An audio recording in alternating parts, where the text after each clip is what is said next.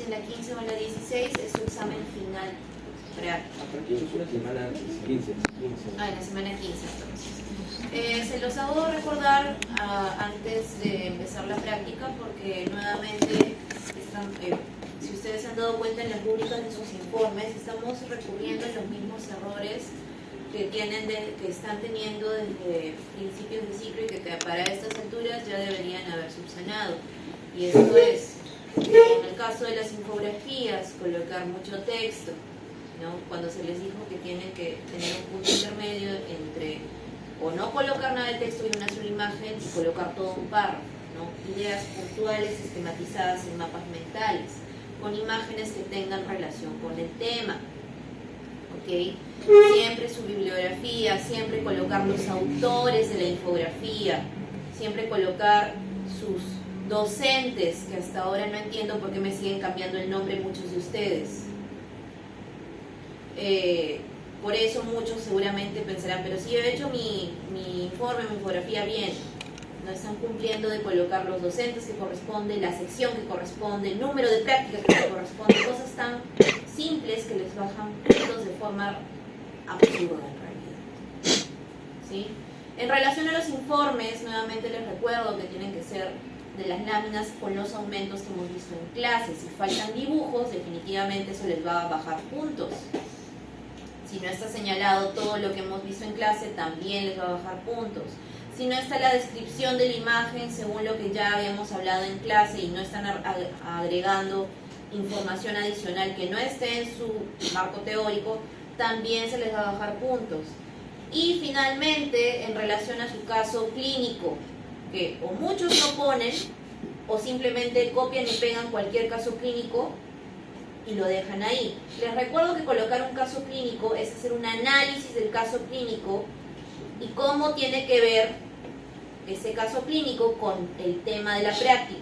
Si por ejemplo, vamos a ver el día de hoy aparato urinario y genital y se les ocurre colocar, ¿no?, un caso de riñón poliquístico, no lo sé, ¿no? Ponen, no sé, bebito, no, recién nacido de 20 días de vida con antecedente de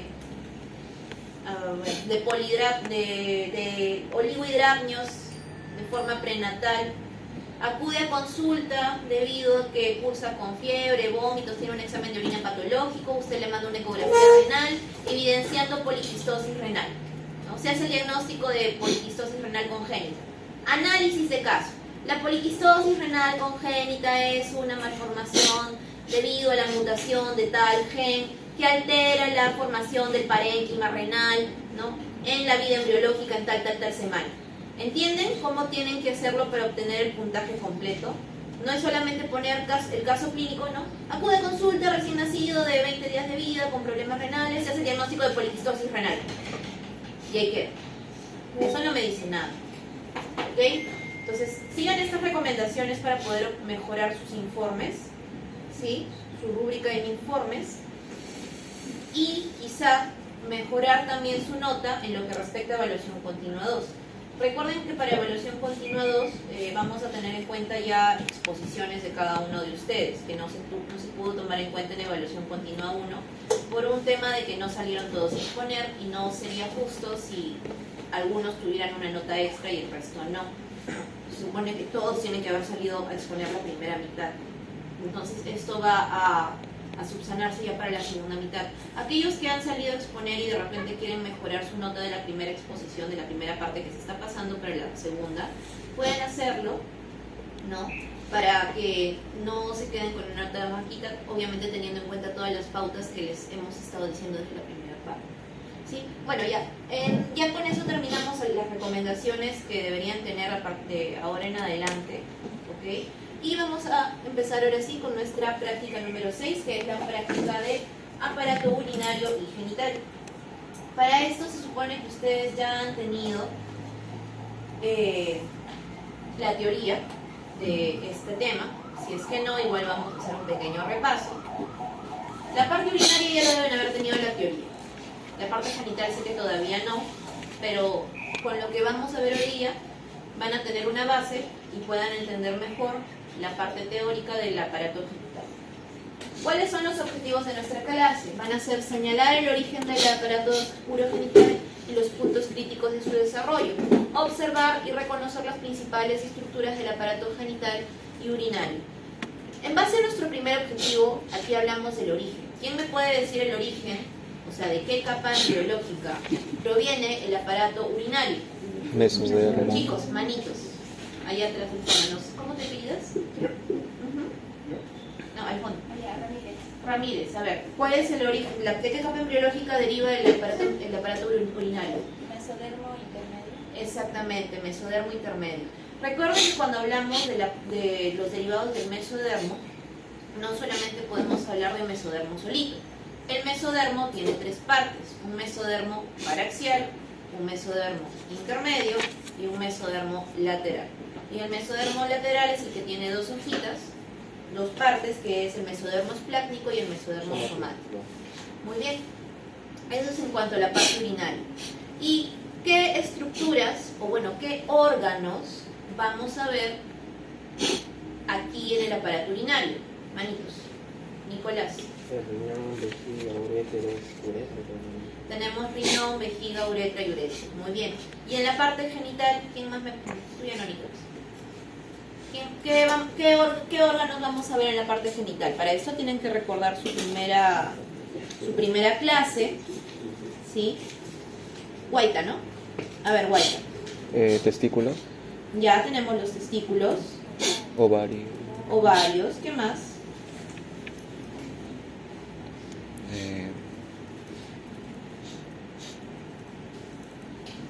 bueno, eso Tu compañero ha mencionado ovarios y testículos. ¿Qué otros órganos pertenecen al aparato genital? Aquí hablamos no solamente de internos, sino también de externos.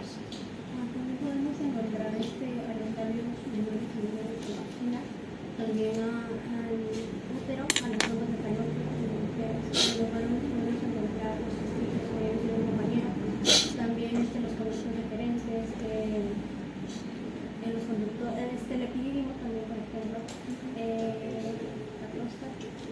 Ya, a ver, ¿cuál era tu apellido? Mendoza Dueñas. Muy bien, entonces, ¿de qué vamos a hablar básicamente? El pene también se ve. Sí, bueno, también. ¿De qué vamos a hablar básicamente? Vamos a hablar cómo el mesodermo intermedio va a dar origen a todo el aparato, tanto urinario como genital, y estos órganos, ¿no?, que ya ustedes conocen: riñón, uretra, uréteres, vejiga, pene, escroto, epidídimo, conductos eferentes, labios mayores, labios menores, cómo estos se van a ir formando. Entonces, la estructura de la clase, primero vamos a ver la parte embriológica. Ahí. De forma general, ¿no?, habíamos dicho qué cosa, que se va a formar del mesodermo intermedio. Sin embargo, para la formación del aparato tanto urinario como genital van a intervenir también otras estructuras, como por ejemplo las células germinales primordiales, el epitelio celómico, el cual es un epitelio que recubre el celoma intraembrionario, que es una cavidad que se forma cuando se pliega el embrión, y el mesénquima, que vendría a ser el tejido conectivo embrionario. ¿Por qué cuando hablamos de aparato urinario tenemos que mencionar al aparato genital? Porque ambos van a tener estos cuatro fuentes comunes, ¿no? Ahora, normalmente, en el caso de la formación del aparato tanto urinario como genital, si bien genéticamente ya se está desde el momento de la concepción determinado si va a ser un varón o una mujer por la carga genética, ¿no?, cromosoma XY, cromosoma XX, la gónada va a permanecer indiferenciada hasta la sexta semana. Recién en la sexta semana van a empezar a ocurrir toda una serie de fenómenos que posteriormente vamos a explicar, que van a hacer que esa determinación genética, ya sea XY o XX, influencien a la gónada para que se diferencie, para que sea un individuo masculino o femenino. ¿Sí? Ahora, aquí en las cuatro fuentes vemos unas celulitas que tenemos que recordar de nuestra primera clase, que son las células germinales primordiales. ¿A quién da origen las células germinales primordiales posteriormente? folículo, Chicos, manitos. folículo primario. Atrás. Ah, ya. Chicos, manitos. Si ya participaron, no los voy a apartar porque tienen que darle espacio a sus compañeros que no han participado. ¿sí? Denle oportunidad a todos que mejoren su nota. Da pase al folículo primario. Ya, vamos a... ¿Alguien que tenga un mejor concepto, Nicolás? No, alguien que no haya participado.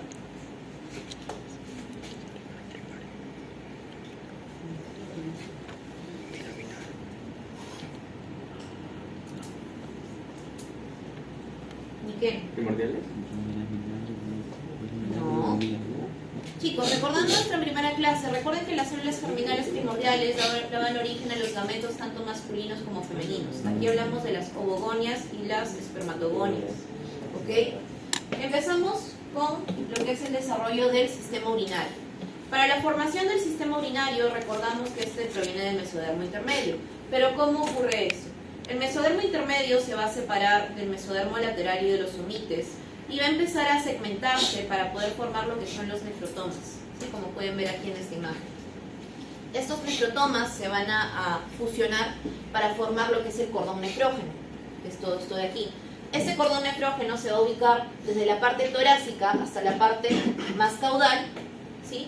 Y dependiendo de dónde se esté formando, va a formar las 3 etapas de la formación del riñón. ¿Cuáles son estas 3 etapas de la formación del riñón? Alguien que no haya participado. Arévalo, ¿no? Sí, Arévalo. Arévalo. La primera es pronetos, luego mesonetos y luego metanetos. Exactamente. Entonces son 3 etapas que provienen del cordón nefrógeno. Como ustedes pueden ver en este gráfico, el pronefro lo vamos a ubicar a nivel torácico. Son los primeros segmentos, ¿sí? El pronefro se forma a inicios de la 4ª semana, gracias al mesodermo intermedio que forma el cordón nefrógeno. Este, así como aparece, desaparece. Se dice que no tiene función. Otras literaturas te dicen que sirve como un inductor para la formación del mesonefros. Luego, a nivel abdominal, tenemos el mesonefros. El mesonefros va a estar compuesto por 2 partes. Un conducto mesonéfrico, que es este de aquí, y los túbulos mesonéfricos, que son estas ramificaciones que salen del conducto mesonéfrico. El conducto mesonéfrico se va a formar aproximadamente a finales de la 4ª semana o a inicios de la 5ª semana. Ambas respuestas son válidas. Y la función del mesonefros es ser un riñón provisional, ¿sí? El mesonefros va a degenerar recién en la 7ª semana.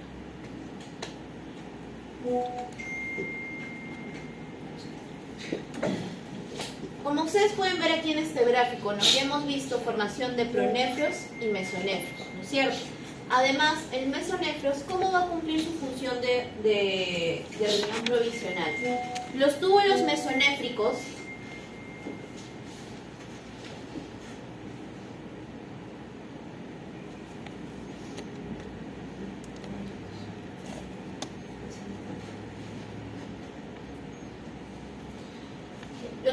mesonéfricos, que son estas ramificaciones que salen del conducto mesonéfrico, van a unirse al glomérulo mesonéfrico.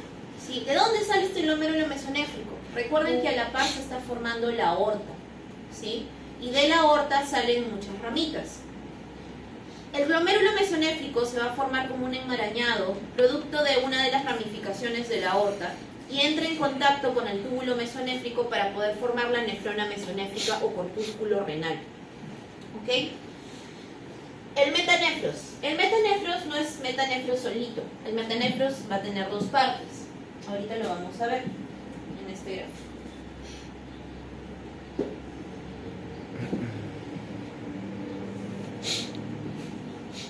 Cuando hablamos del metanefros, este se va a formar gracias a la unión de 2 estructuras.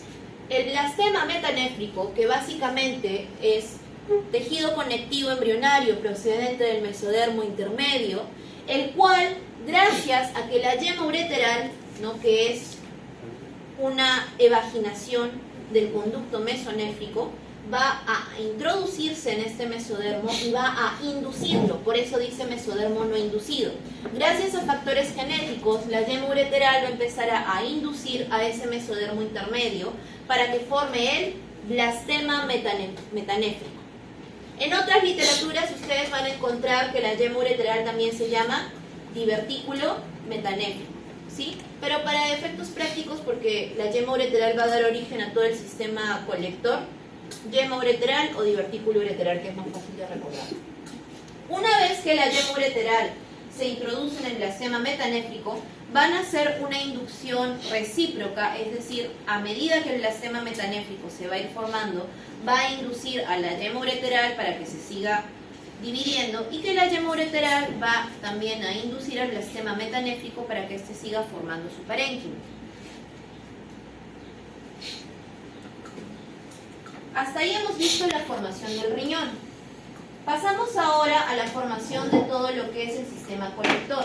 Aquí vamos a hablar no solamente de los uréteres, sino también de la pelvis renal, de los cálices mayores, cálices menores y todas las subdivisiones hasta llegar al túbulo colector. ¿De dónde sale esto? De la yema ureteral, ¿no? ¿Y de dónde proviene la yema ureteral? Del conducto mesonéfrico. Eso lo tienen que recordar. ¿Qué es lo que pasa? La yema ureteral se introduce en el blastema metanéfrico y a medida que va siendo inducida, va a empezar a subdividirse, ¿no? A nivel más proximal del blastema metanéfrico, a nivel más cercano, esta yema ureteral se va a subdividir en pelvis renal y en cáliz mayor. Y luego va a seguir sus subdivisiones de cáliz mayor a cáliz menor, hasta que sigue subdividiéndose en lo que son los túbulos colectores rectos y arqueados. Eso es a nivel proximal del blastema metanéfrico. Mientras tanto, a nivel distal, la yema ureteral se empieza a alargar para poder formar lo que es el uréter. Hasta ahí hemos visto lo que es la formación de los túbulos colectores, pelvis renal, cálices mayores, cálices menores. Sin embargo, cuando hablamos de riñón, nosotros sabemos que existen túbulos más chiquititos, y estos vendrían a ser los túbulos contorneados, ¿sí? Tenemos túbulo contorneado distal, túbulo contorneado proximal, asa de Henle. Y estos son los que se van a conectar finalmente al túbulo colector. La pelvis renal no va a dar origen a los túbulos contorneados. ¿Cómo ocurre la formación de los túbulos contorneados?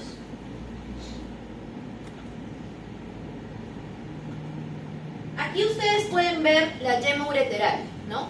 Que es esta de aquí. La yema ureteral, a medida que se va introduciendo en el blastema metanéfrico, va a empezar a rodearse de estas capuchitas, que son estas de aquí. Son capuchas que contienen mesénquima del blastema metanéfrico. ¿Por qué esto es importante?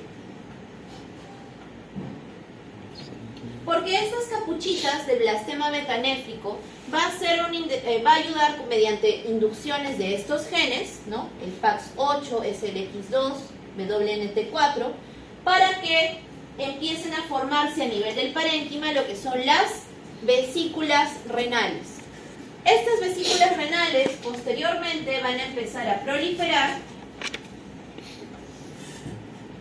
como pueden ver aquí, van a empezar a proliferar y van a empezar a convertirse en los túbulos contorneados. A nivel más proximal, ¿no? Van a convertirse en el túbulo contorneado proximal, luego se va a unir al asa de Henle y en la parte más distal se va a convertir en el túbulo contorneado distal, el cual se va a unir a los túbulos colectores. Luego va a formar también lo que es la cápsula de Bowman, la cual se une al glomérulo. ¿Ok? Recuerden que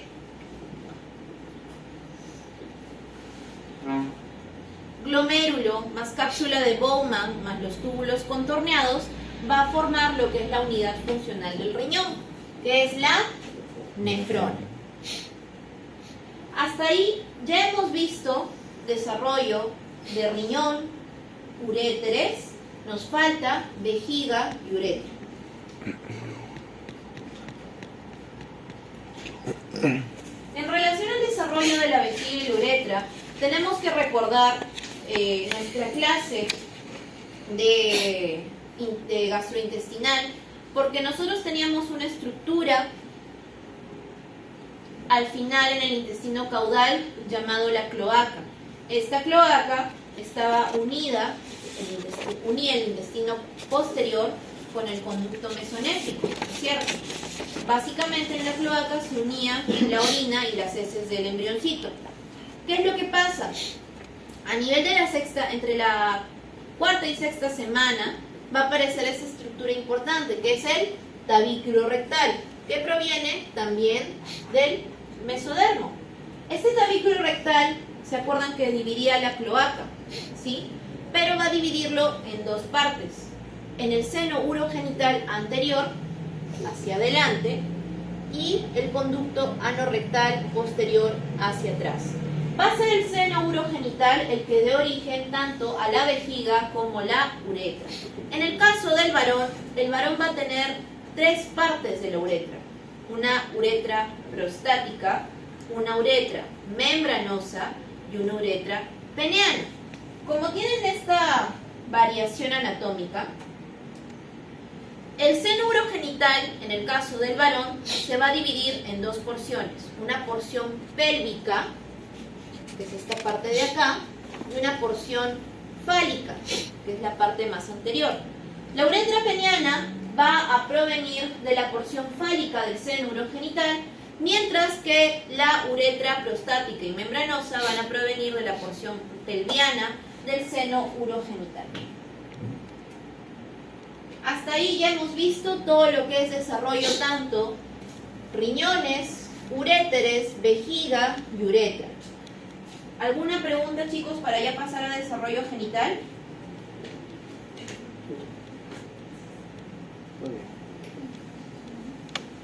Muy bien, continuamos con la parte que es desarrollo genital. En esta primera parte de desarrollo genital vamos a recordar formación de genitales internos. Es decir, vamos a hablar de la formación tanto de testículo y de ovarios. Antes que nada, antes de ser testículos y ovarios, ¿qué es? Una gónada indiferenciada. Pero ¿cómo se forma la gónada indiferenciada? Yo les dije al inicio de la clase que tanto el sistema genital como urinario tienen esbozos parcialmente comunes. ¿Qué quiere decir? Que ambas provienen del mesodermo intermedio.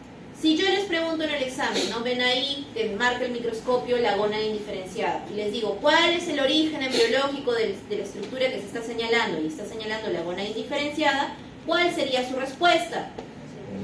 Mesodermo, ¿qué más? Intermedio. Intermedio, chicos. Recuerden que la respuesta debe ser completa.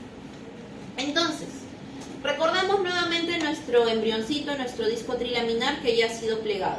Teníamos para acá el mesodermo paraxial, el mesodermo intermedio y el mesodermo lateral. Nos vamos a centrar en el mesodermo intermedio. Este mesodermo intermedio se va a dividir en dos. ¿Cómo lo va a hacer? Una vez que pierde su conexión con las somitas y el mesodermo lateral, van a aparecer dos elevaciones, una a nivel medial y otra a nivel lateral. La que está a nivel lateral, es decir, más alejado, es el cordón nefrógeno, que ya hemos visto cómo se forma. Y la que está a nivel medial es lo que va a formar el reborde gonadal. Este reborde gonadal va a tener recubriéndolo lo que es el epitelio celómico, que proviene del celoma intraembrionario, que es esta cavidad que se ha formado gracias al plegamiento del embrión. Ambas, ¿no? Este reborde gonadal más el cordón nefrógeno van a formar una estructura muy importante, llamada la cresta urogenital. La cresta urogenital va a estar conformada por ¿quién? Cordón nefrógeno y reborde gonadal. ¿Por qué esto es importante? ¿No? Es lo que ya habíamos visto.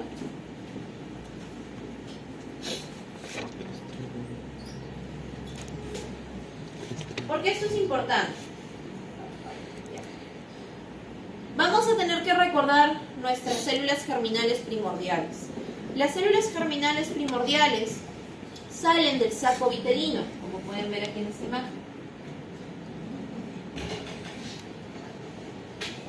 Tenemos aquí nuestro saco vitelino y proveniente de la pared posterior del saco vitelino empiezan a migrar las células germinales primordiales. las cuales van a empezar a través del mesenterio dorsal, ¿ok? Y cuando migran a través del mesenterio dorsal, ¿sí? Miren cómo migran, esto ocurre aproximadamente en la tercera semana, van a migrar aquí a través del mesenterio dorsal y se van a ubicar en el reborde gonadal. Ahora, este reborde gonadal va a tener dos partes, una médula y una corteza. Dependiendo de qué carga genética tenga el individuo, las células germinales primordiales se van a ubicar ya sea en la corteza o en la médula. Si es un varón, las células germinales primordiales van a ubicarse a nivel medular. Y aquí vamos a encontrar lo que son los cordones sexuales primitivos, los cuales provienen de la proliferación del epitelio celómico. Proliferan los cordones sexuales primitivos a nivel de la médula, las células germinales primordiales empiezan a ubicarse alrededor de los cordones sexuales primitivos, ¿ok?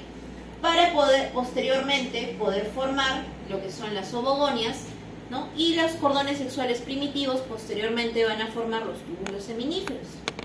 ¿Y qué va a pasar a nivel de la corteza? Que es esta de acá. La corteza va a degenerar y va a formar la capa albuginea. Eso es a nivel del reborde gonadal. Al lado, ¿a quién teníamos? Al cordón nefrógeno. A estas alturas ya se ha convertido en mesonéfros, compuesto por un conducto mesonéfrico y un túbulo mesonéfrico. ¿Ok? Al lado tenemos al conducto paramesonéfrico. Este va a provenir de tejido conectivo proveniente del mesodermo intermedio. Antes de la sexta semana, el individuo, el embrioncito, va a tener tanto conducto de Wolff como conducto paramesonéfrico o de Müller. Cuando ocurre este fenómeno de la migración de células germinales primordiales a la cresta gonadal, va a empezar toda una serie de fenómenos hormonales que va a hacer que uno de estos dos conductos desaparezca. Ahora, vamos a empezar con lo que es el varón, ya que estábamos hablando de dónde proliferaban las células germinales primordiales en el caso del hombre. El hombre genéticamente está determinado para ser XY. El cromosoma Y tiene la particularidad que va a generar un gen llamado gen SRY. ¿Sí? Este gen SRY hace que las células germinales primordiales se diferencien en espermatogonias, ¿ok? Y además va a hacer que estas células germinales primordiales también hagan células precursoras de las células de Sertoli y las células de Leydig. Ahora, las células de Sertoli nosotros recordamos en nuestra primera clase que tenían la función de nutrición y soporte. Sin embargo, en la etapa embrionaria, sí, que es cuando se está determinando el sexo, va a tener otra función mucho más importante, que es la secreción de la hormona antiparamesonéfrica o una hormona antimülleriana. Esta hormona lo que va a hacer es que el conducto paramesonéfrico o conducto de Müller no se desarrolle y degenere. Por lo tanto, no vamos a tener ningún derivado del conducto de Müller. El gen SRY también estimulaba la formación de células precursoras de células de Leydig, ¿cuál era la función más importante de las células de Leydig? Testosterona. Testosterona, exactamente. Y la testosterona, su función más importante como hormona, es las características sexuales secundarias y el desarrollo de genitales externos. Esto recuérdenlo bien porque cuando veamos formación de genitales externos, la testosterona tiene un rol muy importante en lo que es descenso testicular, cierre de bolsa escrotal, crecimiento fálico y también en cierre de la uretra peniana. Además, gracias a la testosterona, se va a desarrollar los conductos paramesonéfricos para que estos den a sus derivados. ¿Y cuáles son los derivados? Yo les comenté que los cordones sexuales primitivos a nivel medular iban a formar los túbulos seminíferos, ¿ok? Estos iban a formar la red testis, ¿no? La red testicular. Los túbulos seminíferos se iban a conectar con los túbulos mesonéfricos, los cuales a su vez están conectados con el conducto mesonéfrico. Los túbulos seminíferos que se han formado, al conectarse con los túbulos mesonéfricos, estos túbulos mesonéfricos se van a transformar en conductos eferentes, mientras que el conducto mesonéfrico o conducto de Wolf se va a transformar en conducto deferente y epidídimo, como pueden ver aquí. En el caso de la mujer, otra vez, lo que va a proliferar son los cordones corticales a nivel de la corteza. Proliferan los cordones sexuales primitivos a nivel de la corteza del reborde gonadal. Las células germinales primordiales que han migrado se van a ubicar aquí a nivel de la corteza, y las células germinales primordiales van a formar las ovogonias, ¿ok? Y en el caso de lo que ustedes mencionaban, ¿no? Que era para la formación del folículo, necesitamos ¿a quién? Células foliculares.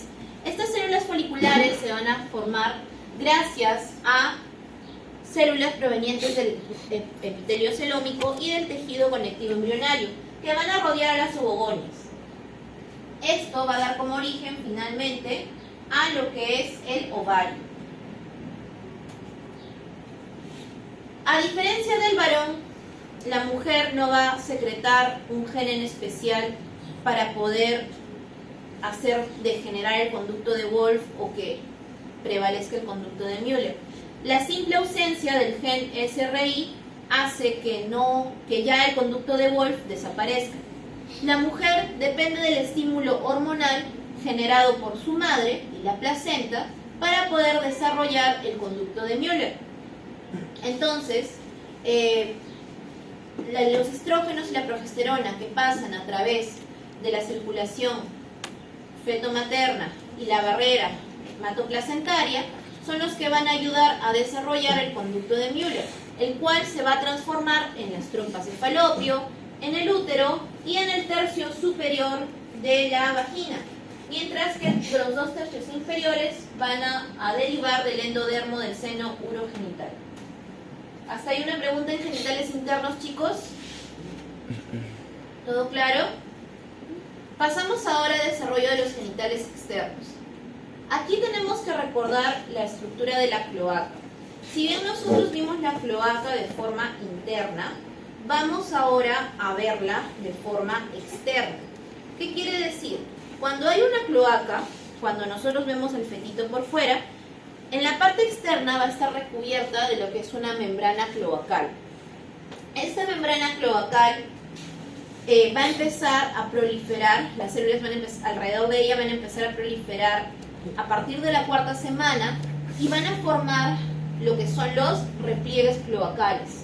Estos repliegues cloacales que están migrando alrededor de la membrana cloacal se van a fusionar en la parte más anterior para poder formar el tubérculo genital. Y hacia los lados tenemos lo que son las prominencias genitales. ¿Recuerdan estas estructuras? ¿Por qué? Porque cuando viene el tabículo rectal, no solamente va a dividir la cloaca en seno urogenital anterior y en conducto anorrectal posterior, sino que también va a dividir la membrana cloacal. En la parte anterior va a dividirlo en la membrana urogenital y en la parte posterior lo va a dividir en la membrana anal. Este tabículo rectal también va a dividir los repliegues cloacales. Los va a dividir en la parte anterior en repliegues uretrales y en la parte posterior repliegues anales.